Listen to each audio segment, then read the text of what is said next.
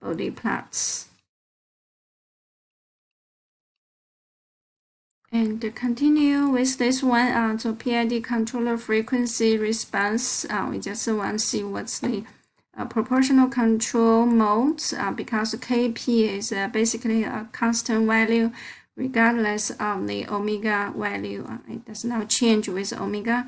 So if we do the 20 logarithm on this Kp, it will be a straight line, the parallel line with the x-axis, because it does not change with omega. And the integral control mode, so same thing, we just switch this s into j omega. So j omega, once we get the magnitude, you just multiply by j on the numerator, denominator, cancel out this one. So that's a complex number, but we don't have a real part of that number.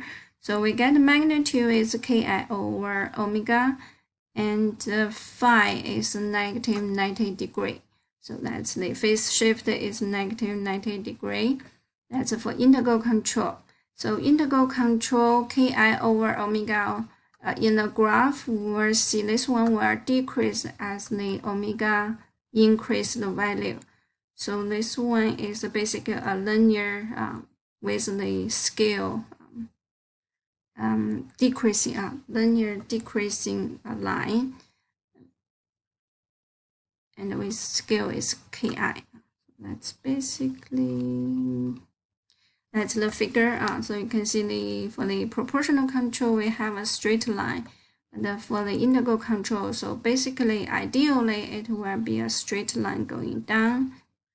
But because of that, like in the omega is less, is smaller values, is most of the time there's other component with a very low frequency, so it will draw as this one. And for the derivative control, so we can see we just get this one, the magnitude, change s into j omega. So magnitude is omega kd. This is a linear function, and with omega increases, it will be a straight up line with the slope is kd, and it has a phase angle shift is a plus 90 degree. So that's basically on this figure we will get these blue lines. So that's for the most lower frequencies, it can be seen as a straight line goes up. And after some values, that higher frequency range, it will be limited by some components reactions. It's not really ideal go straight up, but rather turns to the parallel lines after some frequency values. So let's leave this part, and then it goes to quizzes. So quiz 2, so you do the short answer questions, basically go through that notes, and then we do some calculation type questions. So for the first order system in example 2 in page 29 of note section 0.2, if the input change to this value, so what is the output function? Let's go to page 29. So example 2. So this one is we have this expression, and then it asks for, so if we have input is this value, so what's the output? So the frequency response, we calculate this one, I'll just change s into j omega. So 4 over j omega plus 1. Same thing, we want to cancel out this j in the denominator. So we multiply by, this is 1 plus j omega times 1 minus j omega. And the same thing, j squared equal to minus 1. So we have 1 plus omega squared, and then 4 times 1 and 4 times negative j omega. That's our denominator. So we have real number, and then we have the complex number. And then we get this GJ omega's magnitude is this value, that's x squared plus y squared. And then we have phi is this value. So for that question, so we already have this GJ omega's magnitude, and we have our phase angle is this expression. The only difference is this input signal. You see in that question we use different input signal. So here the 2 is the magnitude. So that's basically a constant value. So we didn't use this 2 over that expression only.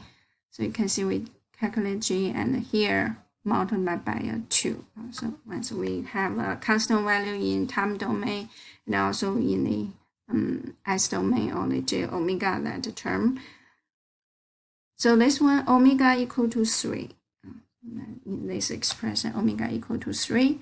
So you can see we put this one into our expression omega equal to 3. So that gave us 4 over 3 squared plus 1 gave us 1.3. And then the phase angle negative 3 gave us this angle.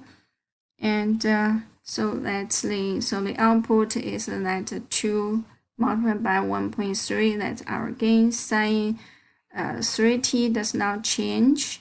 And then the 60 degree plus 60 degree minus this 71.6, we get a negative 11.6 degree.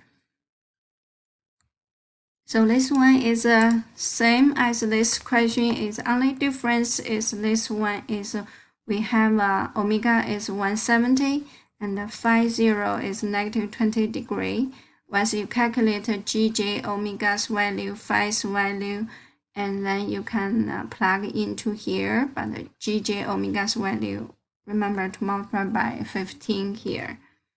You should get this output function in the time domain.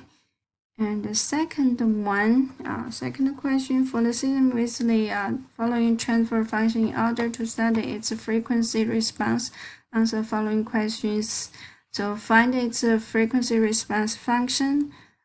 So same here, if we use J omega to replace S, so you can see this equation, we have phi over 2J omega plus 1. So 1 plus J2 omega. So same thing, you need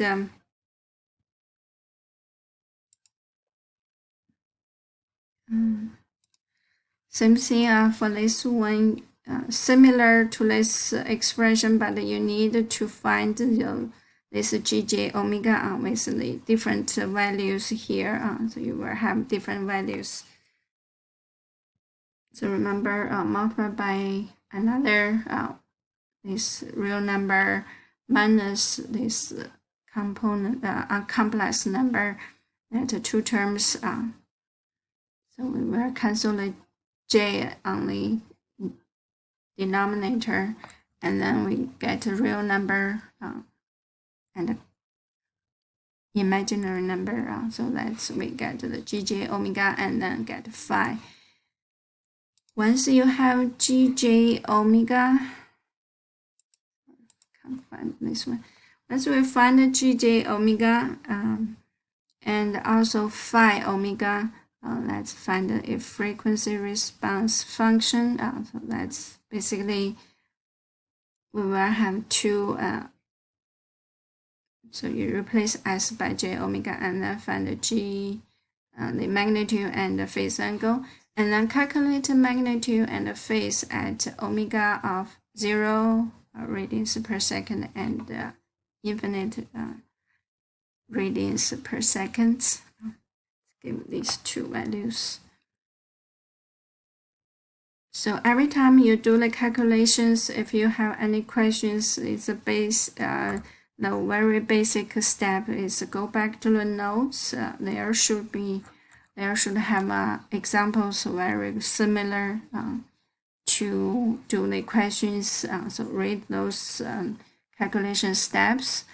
Let's just let you practice those steps. So next time you will know how to do the questions. So very important is to go back to see those examples and then do the calculation type of question. And that's all for this quiz 2. And in quiz 3, we don't have calculation type question, but there is assignment 5 where cover some calculation questions on section 3.4, section 3.3, and section 3.4. So we will have another video for the assignment 5. Thank you.